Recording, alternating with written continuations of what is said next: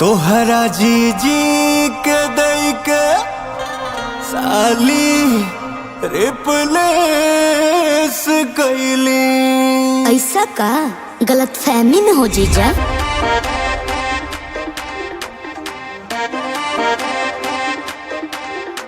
ए जीजी सुना जीजा फ्लर्ट करे और बम्बो फिगर के टच करे।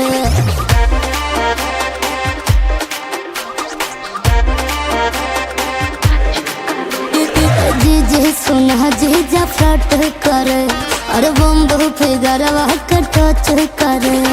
विंटर के सीजन में आवा निकट, छोटा सा कपड़ा है भारी विपत। जीजा शर्म करी आई नतीजा का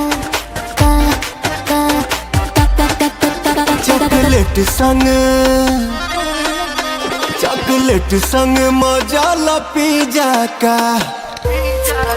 राइट साली पे बाजी जाका, राइट साली पे बाजी जाका। वेस्ट हो जाई न दुनिया नतीजा का।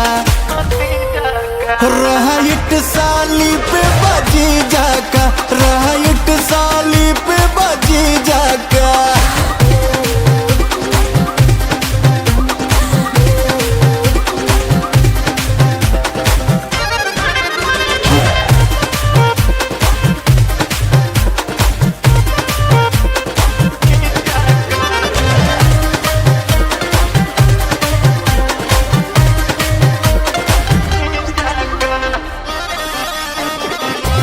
जींस में गोरी लगती तू हॉट हो, शॉर्ट पहन लो तो फिर जैकपॉट हो।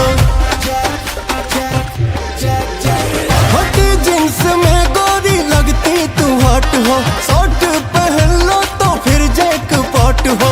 जीजा के समझाना नेचर है फ्लर्टी, मोटी नजरिया में फिल्म है डर्टी।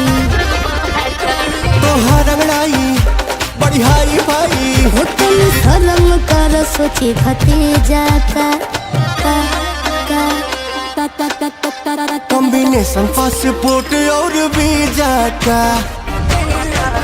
राइट